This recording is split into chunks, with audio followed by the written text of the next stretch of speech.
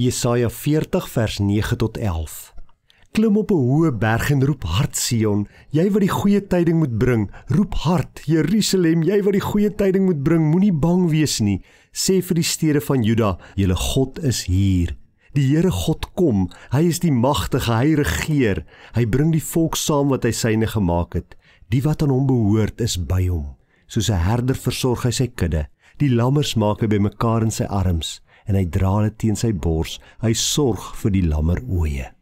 Is jy dalk vandag moedeloos? Kyk jy na jou probleme en raak jy heeltemal vreesbevange? Dink jy, waarheen Here, wat gaan van my word? Wat gaan van ons word? Weet jy nie vandag watter kant toe nie? Luister dan na die woorde wat God deur die profeet Jesaja vir sy volk kom gee. En sy volk is in hierdie omstandighede. Sy volk is in ballingskap. Hulle het alles verloor. En nou in hierdie moeilike omstandighede bring God vir hulle 'n boodskap en hy sê vir hulle, moenie bang wees nie. Moenie bang wees nie, want julle God is hier. Selfs al voel julle nie, God is hier nie. Selfs al voel julle ver van God af, selfs al voel julle, God het van julle vergeet. God is hier. Die Here God kom. Hy is die magtige. Hy regeer en julle behoort aan hom. En dan gebruik die profeet 'n baie mooi beeld om te verduidelik wat God met sy kinders doen. Hy sê soos 'n herder versorg hy sy kudde.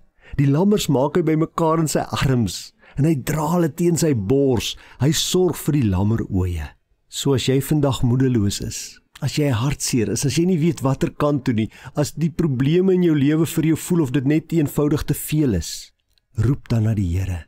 Weet dan, hy is nie ver van jou af nie. Hy wil soos 'n herder jou optel in sy arms. Hy wil jou vasdruk teen sy bors. Hy wil jou koester en vir jou sorg, want jy is vir hom belangrik en hy is lief vir jou. Al wat jy moet doen is om nou jou arms uit te steek na die Here toe en te sê, Here, hier is ek. Hier is ek, sien my raak. Kom my te hulp, red my.